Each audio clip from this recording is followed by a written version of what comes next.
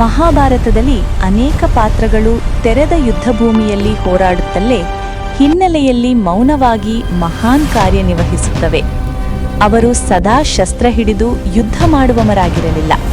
ಆದರೆ ಅವರಿಲ್ಲದೆ ಯುದ್ಧವೂ ವಿಧಿಯ ದಾರಿಯೂ ಸಂಪೂರ್ಣವಾಗಿ ಬದಲಾಗುತ್ತಿತ್ತು. ಅಂಥವರಲ್ಲಿ ಅತ್ಯಂತ ಬುದ್ಧಿವಂತ, ಕುಟಿಲ ಬುದ್ಧಿಯ ಹಾಗೂ ಮಹಾಭಾರತದ ಮಹಾನ್ ಪಾತ್ರವೆಂದರೆ ಅದು ಶಕುನಿ.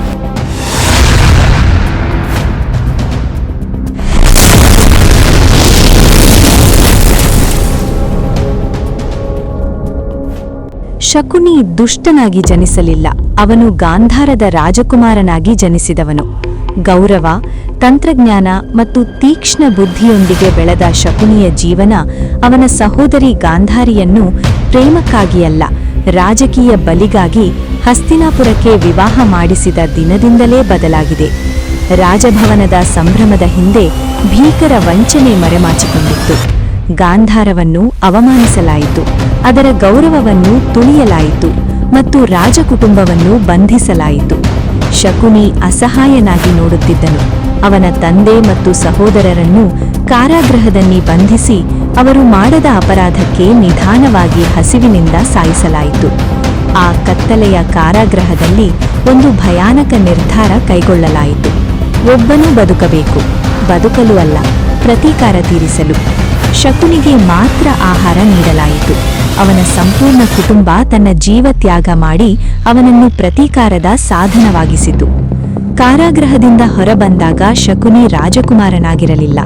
ಅವನು ಹೃದಯ ಬಡಿದಾಡುವ ಗಾಯ ಆಗಿದ್ದ.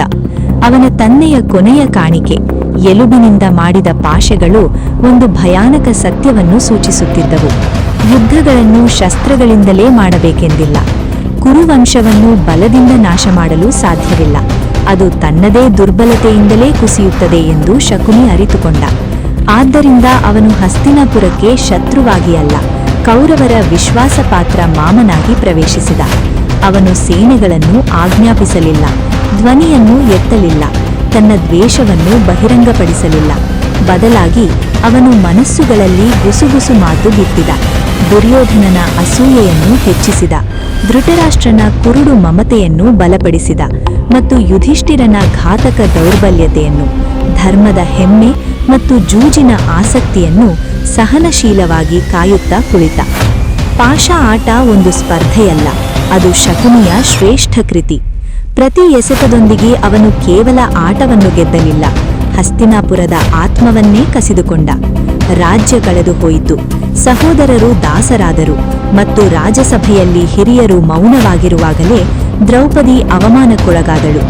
ಶಕುನಿ ದ್ರೌಪದಿಯನ್ನು ಮುಟ್ಟಲಿಲ್ಲ, ಆದರೆ ಪ್ರತಿ ಶಕ್ತಿಶಾಲಿ ವ್ಯಕ್ತಿ ಅಧರ್ಮ ಮಾಡಿದ ಕ್ಷಣವನ್ನು ಅವನೇ ಸೃಷ್ಟಿಸಿದ. ಆ ಒಂದು ಘಟನೆ ಯಾವ ವನವಾಸವೂ, ಕ್ಷಮೆಯೂ, ಶಾಂತಿ ಒಪ್ಪಂದವೂ ಆರಿಸಲಾರದ ಅಗ್ನಿಯನ್ನು ಹೊತ್ತಿಸಿತು. ಕುರುಕ್ಷೇತ್ರ ಯುದ್ಧವು ಬಾಣಗಳು ಹಾರಿದ ದಿನವಲ್ಲ, ಪಾಶೆಗಳು ಉರುಳಿದ ದಿನವೇ ನಿರ್ಧಾರಗೊಂಡಿತು. ಪಾಂಡವರ ವನವಾಸದ ಸಮಯದಲ್ಲೂ ಶಕುನಿ ವಿಧಿಯನ್ನು ಮುಂದಕ್ಕೆ ತಳ್ಳುವ ಅದೃಶ್ಯ ಶಕ್ತಿಯಾಗಿಯೇ ಉಳಿದ.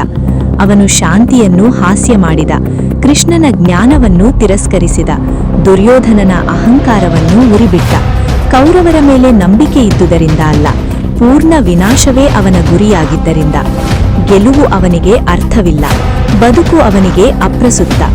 ಗಾಂಧಾರ ಹೇಗೆ ನರಳಿತೋ ಹಸ್ತಿನಾಪುರವೂ ಹಾಗೆಯೇ ನರಳಬೇಕು, ಅಷ್ಟೇ ಅವನ ಆಸೆ. ಮಹಾಯುದ್ಧ ಆರಂಭವಾದಾಗ ಶಕುನಿ ಯೋಧನಾಗಿ ಅಲ್ಲ, ಈಗಾಗಲೇ ಗೆದ್ದ ವ್ಯಕ್ತಿಯಾಗಿ ಯುದ್ಧಭೂಮಿಗೆ ಕಾಲಿಟ್ಟ. ಭೀಷ್ಮ ಪತನಗೊಂಡ. ಕುರುವಂಶವು ಶಕುನಿ ರೂಪಿಸಿದ ಯೋಜನೆಯಂತೆ ರಕ್ತಸ್ರಾವವಾಯಿತು.